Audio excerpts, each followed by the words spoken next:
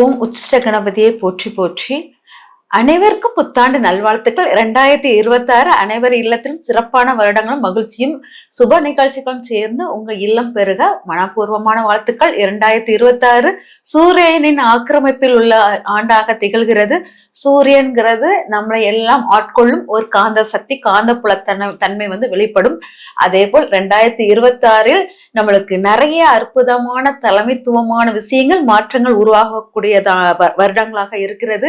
2026 சூரியனுக்கும் சுக்கிரனுக்கும் முக்கியத்துவம் வாய்ந்த ஆண்டாக இருக்கிறது. எல்லாருமே சுக்கிரனுடைய ஆளுமையிலும் சூரியனுடைய ஆளுமையிலும் இருக்குது. அதே மாதிரி ஆண் பெண்கிற ஒரு இது முக்கியத்துவமான இருக்குது. ஒரு முதன்மையான தலைமையான பெண் உருவாகக்கூடிய ஒரு முக்கிய அம்சம் இந்த உலகியல் நிகழ்வில் இருக்கிறது அப்படிங்கிறது. இங்க ஒரு பெண் சமத்துவம் பெறுகிறாள் அப்படிங்கிறது இந்த 2026 நம்ம பார்க்க போறோம்.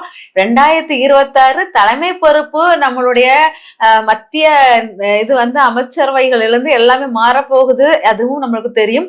அதனால சூரியனின் முழுமையான ஆளுமை, சூரியனுடைய சக்திகள் பெற்ற அத்தனை பேருக்கும் 2026 மிக சிறந்த வருடமாக இருக்கும். இந்த 2026 இன்னொரு முக்கிய பங்கு தாங் என்ற அகம்பாவம் பிடித்த மனிதர்களின் தோற்றங்கள் நிறைய இருக்கும். அதையும் கண்கூடா பார்ப்பீங்க. அதனால என்னுடைய அகங்காரத்தில் நான் உருவாகிறேன் அப்படிங்கிறவங்களுக்கு இந்த 2026 ரொம்ப பவர்ஃபுல்லா இருக்கும். சூரியன் முழு அம்சத்தையும் பெற்றவர்களாக இருப்பாங்க.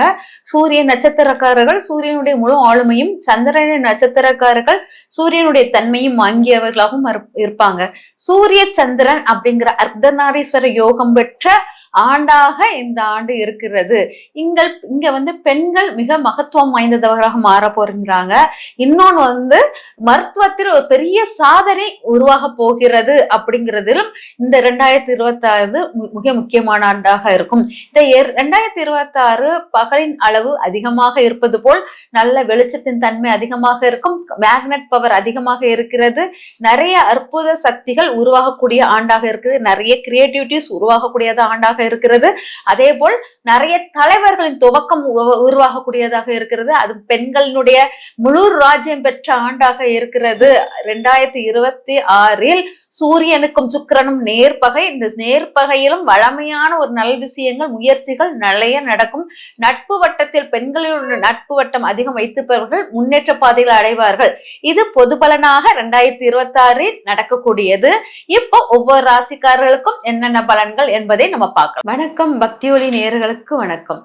இப்போ மகர ராசியை பத்தி 2026 எப்படி இருக்குன்னு பார்க்க போறோம். அதுக்கு முன்னால மகர ராசி நேயர்களுக்கு அனைவருக்கும் இனிய புத்தாண்டு நல்வாழ்த்துக்கள்.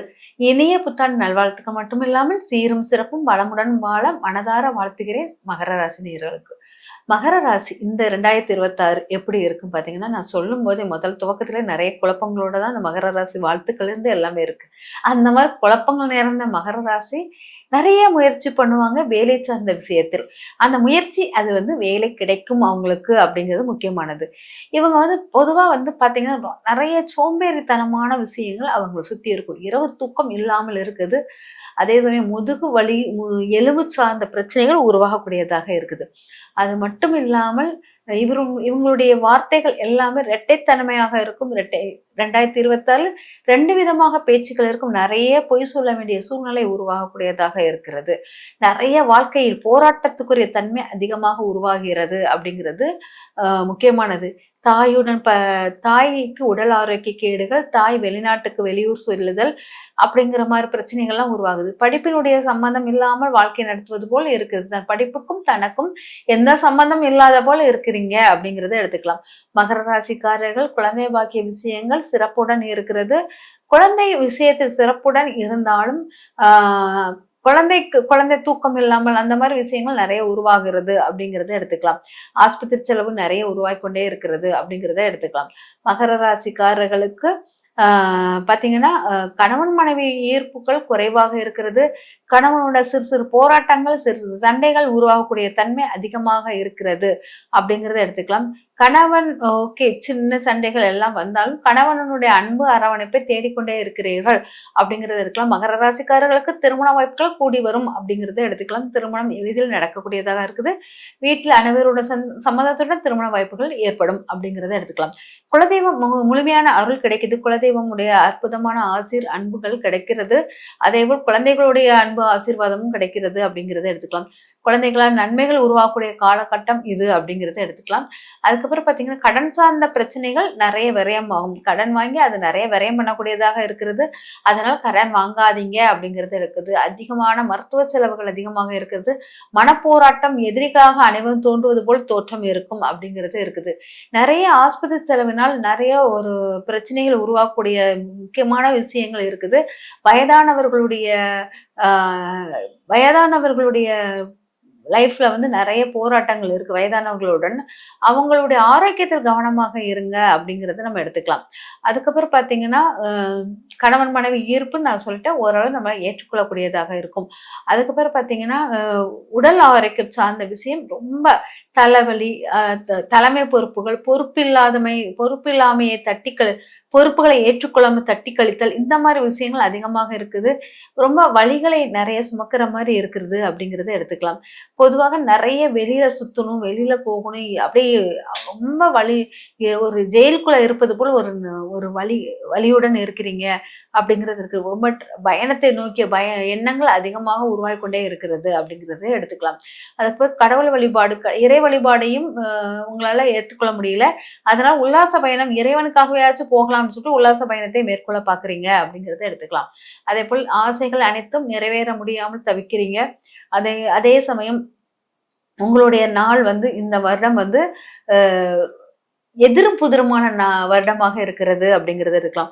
ஒவ்வொரு வருடமும் ஒவ்வொரு விதமாக இருந்தாலும் இந்த வருடம் உங்களுக்கு ரொம்ப சுமை தாங்கியாக, ரொம்ப வலிகள் நிறைந்ததாகவும் இருக்கிறது. இதை வந்து இவ்வளவு கஷ்டம், இவ்வளவு இதெல்லாம் இருக்கிறதுலே 2026 ரொம்ப மோசமா இருக்கிறதுனா இதுதான்.